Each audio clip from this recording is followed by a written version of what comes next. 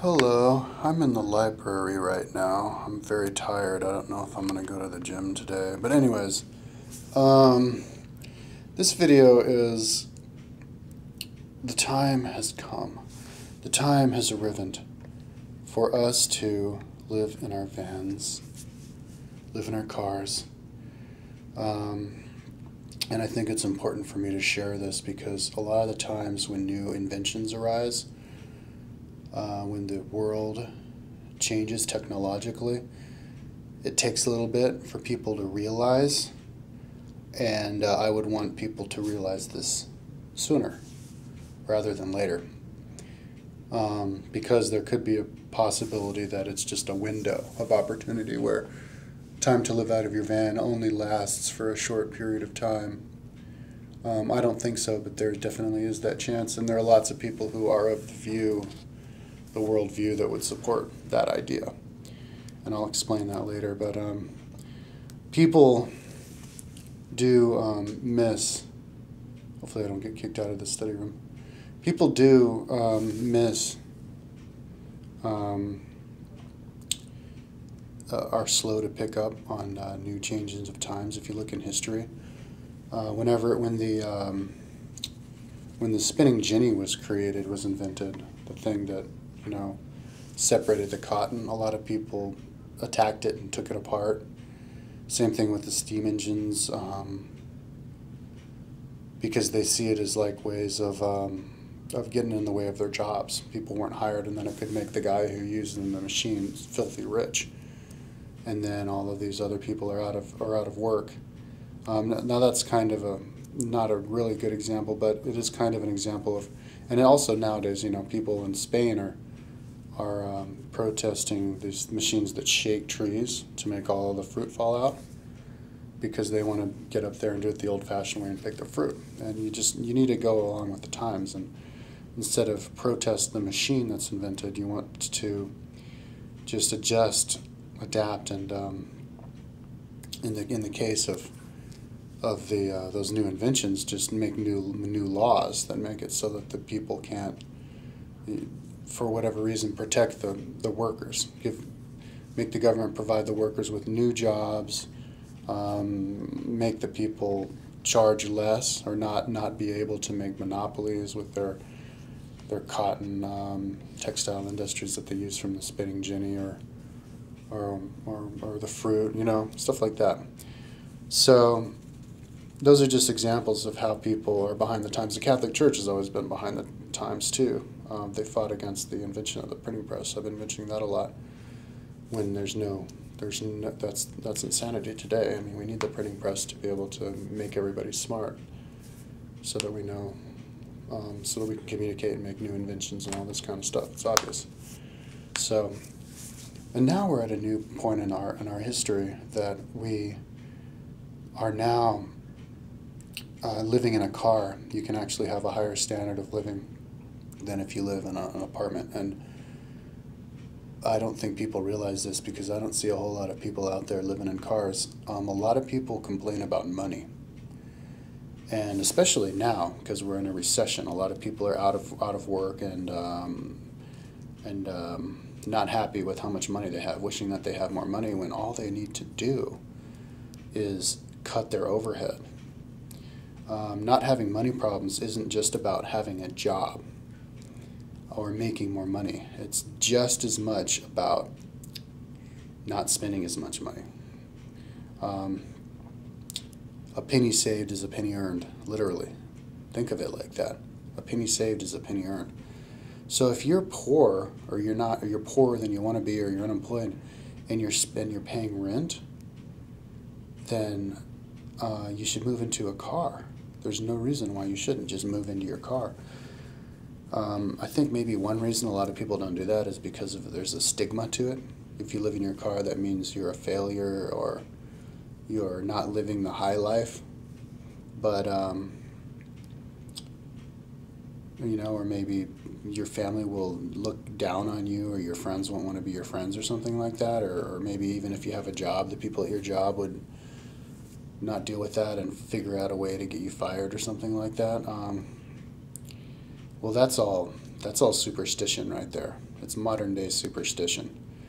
If somebody makes you feel weird for whatever reason, that's them feeling weird, but they don't have the right or the ability to push that weird feeling off onto you. So strike that off. That's not a reason. Now, how about quality of life? The idea that maybe those silly people who don't understand think that your quality of life would go down if you live out of a car. If you lived out of a car, yeah. But if you live in a van, and you can get your hands on vans, you could go out still now. And, you know, if vans get really expensive and high demand, well, manufacturers will start making them again. And manufacturers still do make, like, minivans. A minivan would be perfect. But the van that I work in, will live in, is perfect. My quality of life is wonderful. And saving money, rent is like, I don't know, how much is rent? Like $1,000 a month or $500 a month or something like this? That's a lot of money. That's a lot of money, man. And it's not just the rent, though. What about all of the utilities? That's a lot of money. And then you have to clean the carpet, and then you have to replace the countertops, and you have to buy the Drano every once in a while, and window washing, and then you would own more and be more tempted to buy more. So there's lots of other factors that make your life more expensive just by living in a house.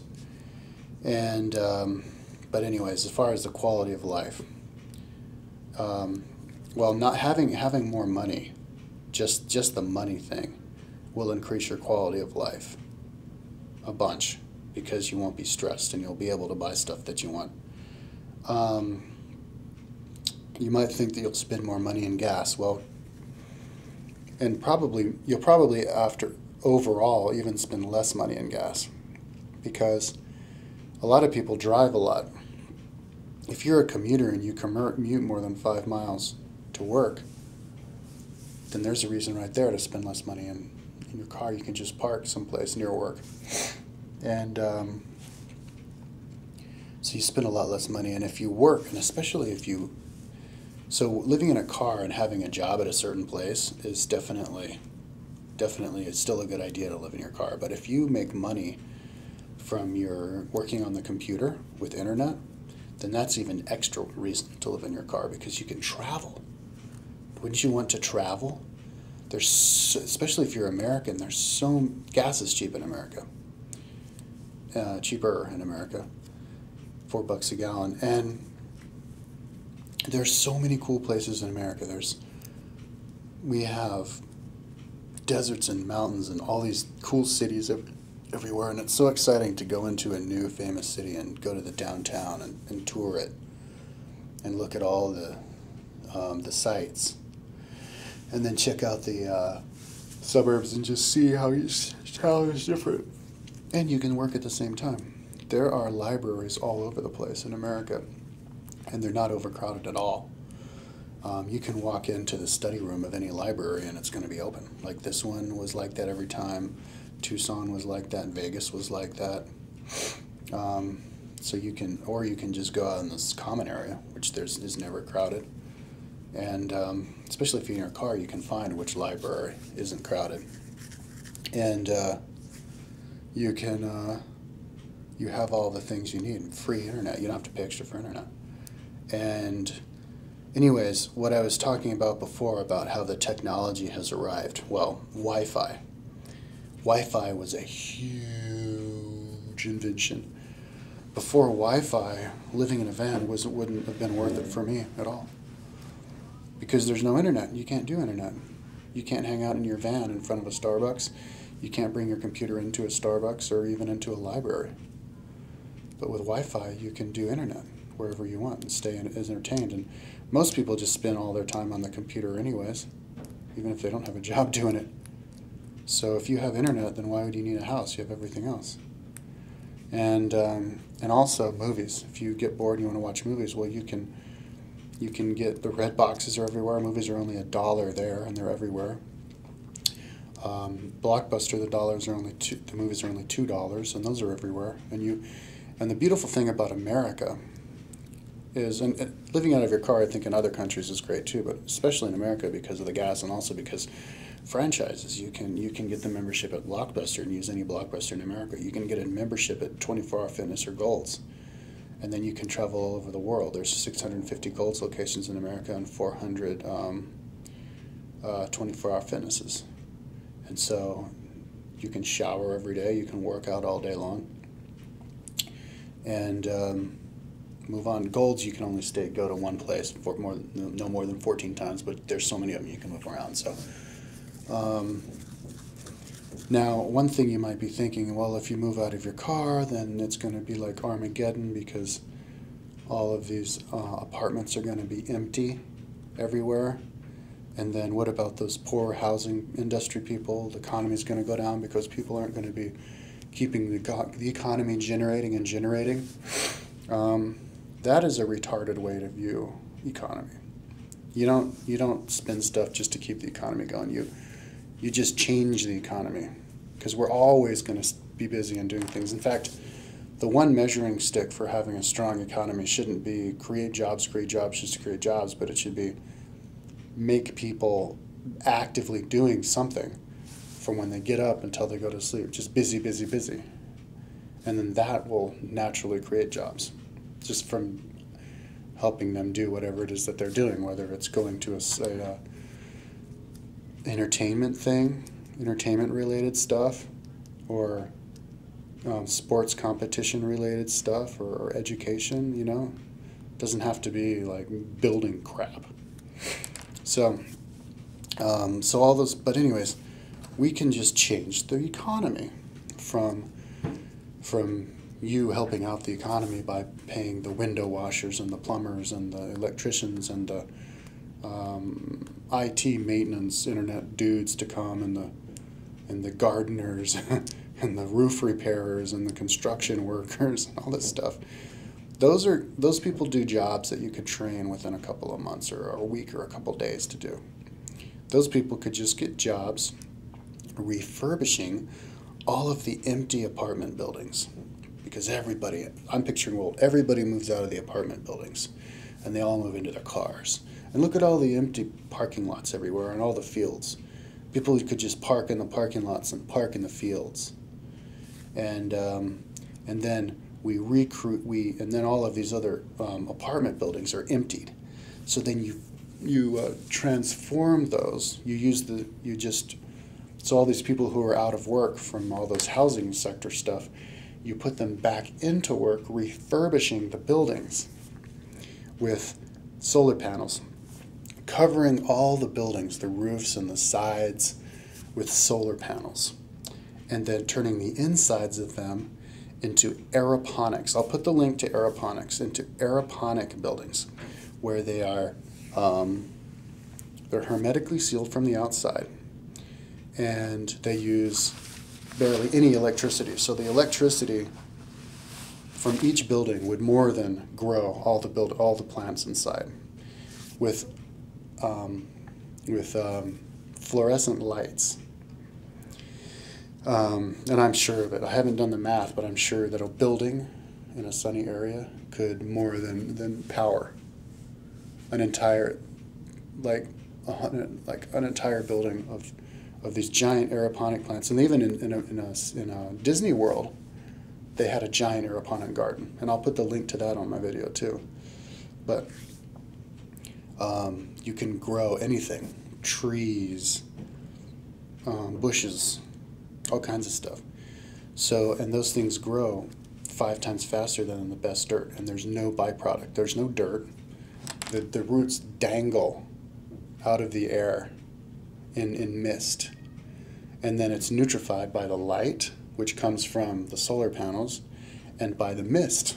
That's all the water they need, and the vitamin mist. So you put it in the pills, but it's not much. It's barely anything. It's like a pill a week or something. This doesn't cost much to make at all. So that will basically make fruits and vegetables free, practically free, literally free, because it doesn't cost anything to maintain. You just have the guys go in there every once in a while just to just to take the food. And then it just keeps growing and it keeps replenishing. And you have these buildings all over, and so then you can have perfectly organic. You don't have to have any kind of pesticide or anything, because bugs can't get in because they're hermetically sealed. And if bugs do get in, you just quarantine that building, because you have it all quarantined, and you kill the bug, and then you start over again. So then we don't have to use all these Monsanto's genetically modified anything. We can just, and we can genetically modify plants to do what we want them to, make them very big anyways. You know, apples used to be really small, and now they're really big. We did that without scientific genetically modified stuff. We made marijuana totally strong within 30 years just by people crossbreeding stuff. You don't need to do it like the whole splicing the freaking atom apart and redesigning the DNA of it. And then also setting up solar panels for our general power needs and for people with houses with families and stuff. So the jobs can keep coming, and then you could be a traveling worker. If you're not the kind of person who makes money with the computer, you live in your car and then you just go to the next town because you want to travel and move around.